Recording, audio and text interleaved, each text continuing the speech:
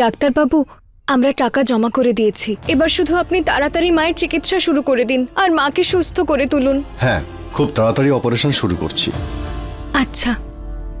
Doctor Ayushman, আমি শুনেছি আপনিও খুব ভালো একজন সার্জন। আমার খুব ভালো লাগবে যদি অপারেশনের সময় আপনিও সঙ্গে থাকেন। ইয়েস ডক্টর, নিশ্চয়ই। আসুন। চলুন। আমি তো প্রথমেই বলেছিলাম গয়না, জামাই বাবাকে ডেকে নে। এখন দেখ, না ডাকতেই চলে এলো আর সব সমস্যারও সমাধান হয়ে গেল। তুই খুব ভাগ্যবতী গয়না, খুব ভালো স্বামী পেয়েছিস তুই। আরে ঠাম্মা, তুমি যদি প্রতিযোগিতার ওখানে থাকতে তাহলে দেখতে জামাইবাবু কিভাবে গয়নাকে জেতানোর জন্য নিজের প্রাণ বাজি রেখেছিল।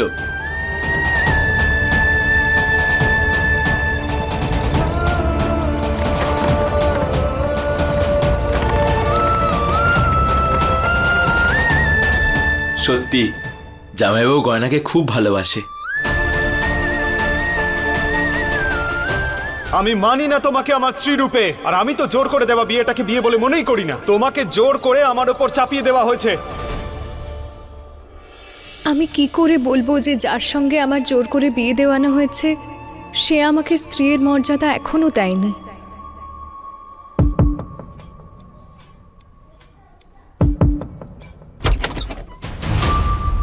ডাক্তারবাবু, আমার মা ঠিক আছে তো? গয়না, উনি একদম ঠিক আছেন। কিছুক্ষণের মধ্যে ওনার জ্ঞান ফিরলে জেনারেল ওয়ার্ডে দিয়ে দেওয়া হবে, তখন তুমি ওনার সঙ্গে দেখাও করতে পারো। হে ভগবান, তোমাকে অনেক অনেক ধন্যবাদ। থ্যাংক ইউ ডক্টর আয়ুষ্মান, আপনার সঙ্গে কাজ করে খুব ভালো লেগেছে। বাবা, ঈশ্বরের রূপে তুমি আমাদের কাছে এসেছো। আমাদের এত বড় সমস্যার সময় তুমি আমাদের বাঁচালে। তোমাকে অনেক ধন্যবাদ বাবা। গয়না, যতক্ষণ না কাকির জ্ঞান ফিরছে ততক্ষণ তুই আর জামাইবাবু একটু বিশ্রাম করে নে। জামাইবাবু খুব ক্লান্ত হয়ে গেছে। চলুন জামাইবাবু। না না, আপনারা যান, আমি আসছি।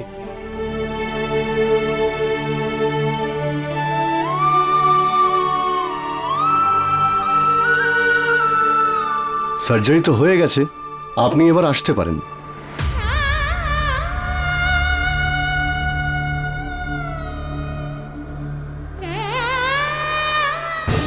ডাক্তারবাবু কি সত্যিই ফিরে যাবে? উনি কি শুধু নিজের দায়িত্ব পালন করতে এসেছিলেন, আমার জন্য আসেননি? না ডক্টর, আজ রাতটা আমি এখানেই থাকবো। একবার ওনার শরীরটা একটু ঠিকঠাক হয়ে যাক, তারপর আমি এখান থেকে ফিরে যাব। Very well, thank you.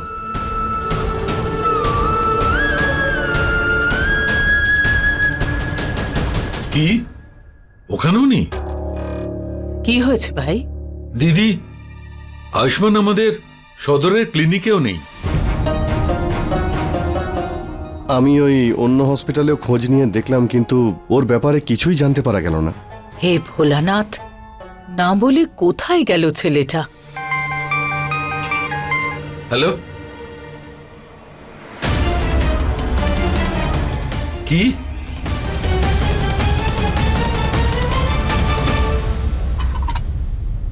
ভালো হলো মায়ের অপারেশনের পরে কারেন্ট গেল। ওই কাকা বলছিল অনেক সময় লাগবে কারেন্ট আসতে। কোনো সরকারি কাজ চলছে, তাই অনেক সময় লাগবে।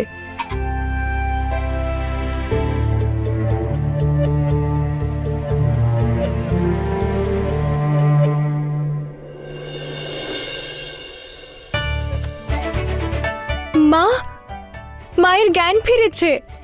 বৌমা, মা, মা, মা তুমি কেমন আছো মা? আমি ঠিক আছি রে মা। তুই শ্বশুর বাড়ি থেকে একা এসেছিস? জামাই বাবা আসেনি? সে এসেছে জামাইবাবু, নিশ্চয়ই এসেছে। জামাইবাবু তো নিজে হাতে তোমার সমস্ত চিকিৎসা করলো। হ্যাঁ, উনি গয়নাকে খুব সাহায্য করেছেন। প্রতিযোগিতায় অংশগ্রহণ করে 1 লাখ টাকা পুরস্কারের অর্থ জিতে চিকিৎসার পুরো খরচা জোগাড় করেছেন। আর তোমার অপারেশনের জন্য এখানকার ডাক্তারদের সঙ্গেও ছিলেন। বৌমা, আমাদের গয়না খুব ভাগ্যবতী, যার জন্য জামাই বাবার মতো স্বামী পেয়েছে। ওকে খুব ভালো রেখেছে। না আমি আমাদের বিয়েটা মানি, আর না স্বামী স্ত্রীর এই সম্পর্কটাকে মানি আমি। দেখো না, নিজের সমস্ত কাজকর্ম ফেলে গয়নাকে সাহায্য করার জন্য এখানে ছুটে এসেছেন। হ্যাঁ, এখানেই ওকে এত খেয়াল রাখে, আর বাড়িতে তো রানীর মতো সাজিয়ে রাখবেই।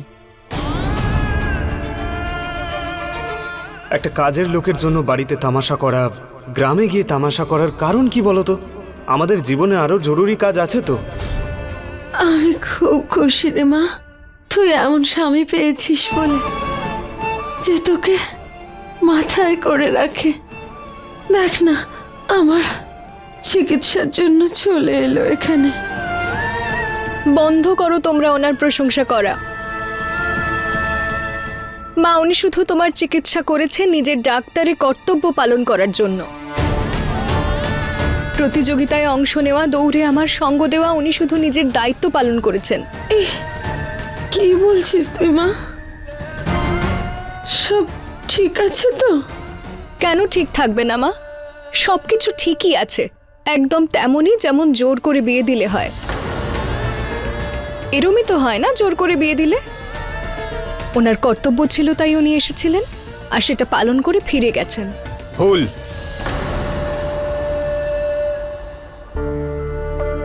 ডাক্তারবাবু তো এখানেই আছেন, উনি ফিরে যাননি? না আমি আমার দায়িত্ব অসম্পূর্ণ রেখে যাই, আর না আমার রোগীকে।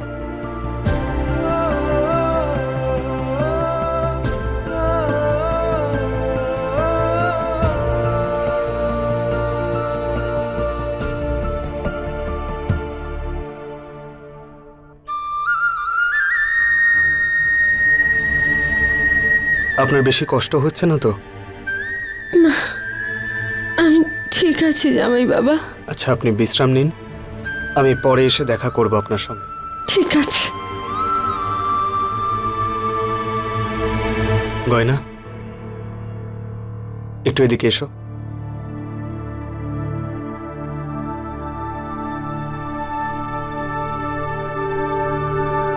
তোমার ফোনটা দাও তো, আমার ফোনের চার্জ শেষ হয়ে গেছে, একটা কল করতে হবে।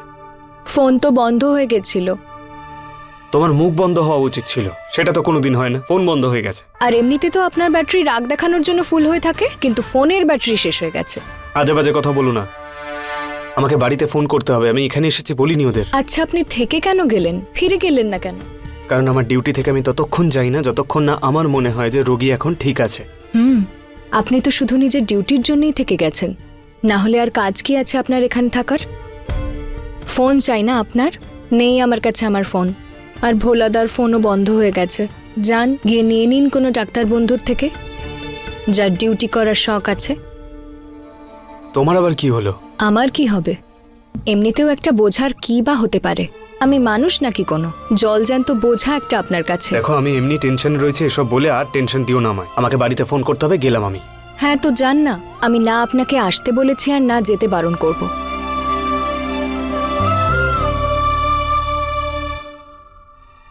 সারাক্ষণ আমার সাথে ঝগড়া করে। কি হয়েছে গয়না?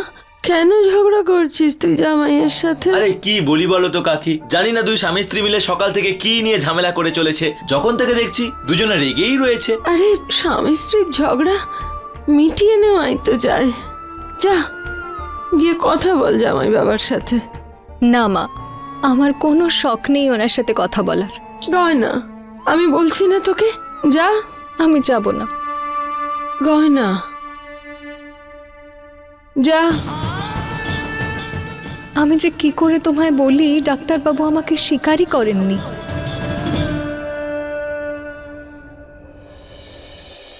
কেন আপনি রিপোর্ট লিখতে পারবেন না?